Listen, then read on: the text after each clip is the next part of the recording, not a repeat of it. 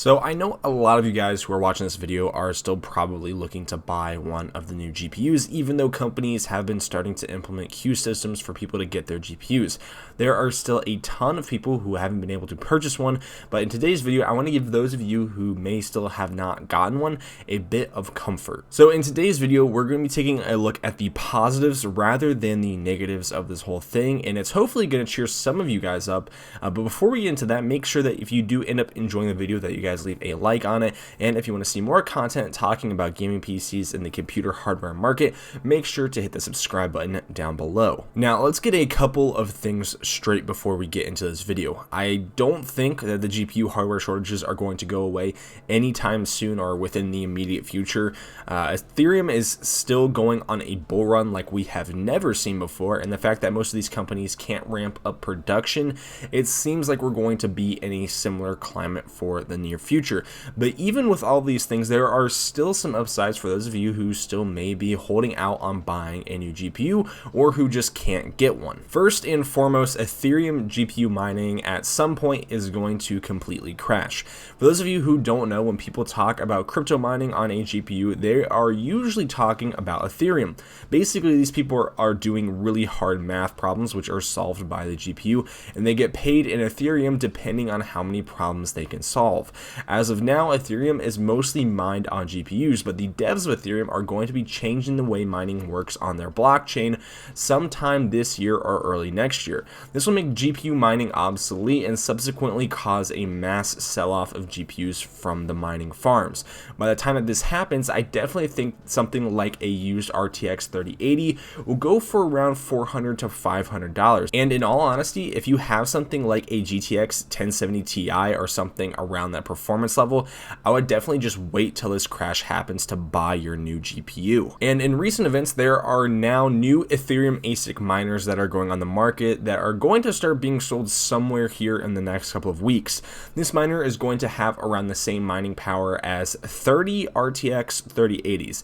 And if there's enough of these ASICs made, then the difficulty to mine on a normal GPU will be way too high, which will in turn lead to GPUs becoming unprofitable to mine with and being sold off on eBay. One of the other upsides is that you can just skip this particular generation of GPUs.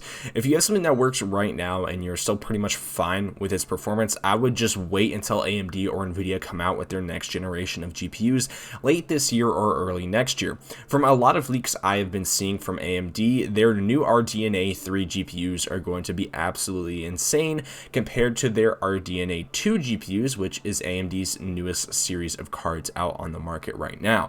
And while there haven't been many substantial leaks from Nvidia about their next generation of GPUs, many people are assuming that they are now going to be working harder than ever to beat back AMD and regain the performance lead that they once had in gaming. Another thing that everybody should be looking out for is Intel's new desktop gaming GPUs. We have had more and more leaks as time has gone by about Intel's desktop gaming GPUs, codenamed DG2.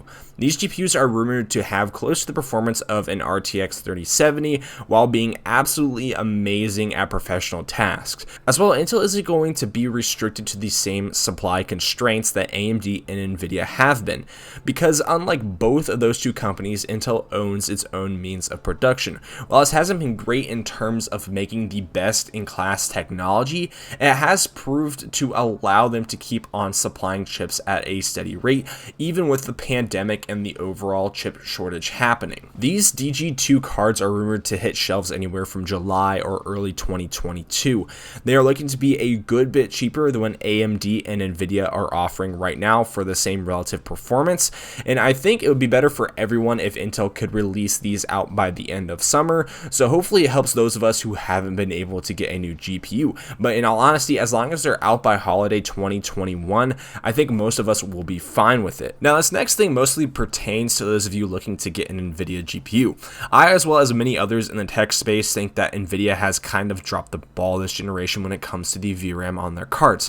While they have cards like the 3060 and the 3090 that I think they have the amount that they should given their placement in the product stack, the cards like the 3070, which only have 8 gigs of VRAM, and the 3080, which only have 10 gigs of VRAM, have been shown to be some sort of a bottleneck in some games.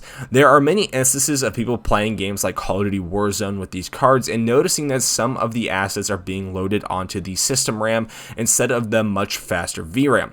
What this means is that this card itself runs out of space to store things like textures on the onboard memory of the card, and then the system has to store these things in the system memory. In most cases, this causes a decrease in FPS because the GPU is going to be waiting for the CPU to send those assets all the way from the RAM to where the GPU can process those assets. This effect only gets worse and worse as you go up in resolution because those textures are of much higher detail and require more storage space. Games in the future are also bound to use much more VRAM, considering that the new Xbox and PS5 have around 12 gigabytes of VRAM for the GPU to use. In short, these Nvidia cards with much lower VRAM amounts are going to be more susceptible to bottlenecks in the future as games are going to start utilizing more and more system resources. So holding off to the next generation of GPUs might be the way to go if you are an Nvidia fan. Another thing to think about is all the features on these GPUs that are being worked on and implemented to an extent.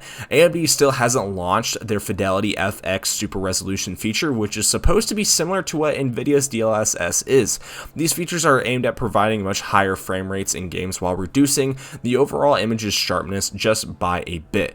Nvidia's DLSS is great, but there aren't too many games that support it, so for those of you who still don't have a GPU, all these features might be done and polished by the time you can buy one, and you'll actually be able to use your GPU to its full extent, unlike the people who have gotten theirs already. So those are all the things that I could think off the top of my head that were, pretty substantial. But if you guys have any other things that are good about waiting to buy your GPU, make sure to leave those down in the comment section below. Also, if you enjoyed the video, make sure to leave a like, and if you want to see more content from me, make sure to hit that subscribe button. Thanks again for watching, and I hope to see you guys in the next one. Peace.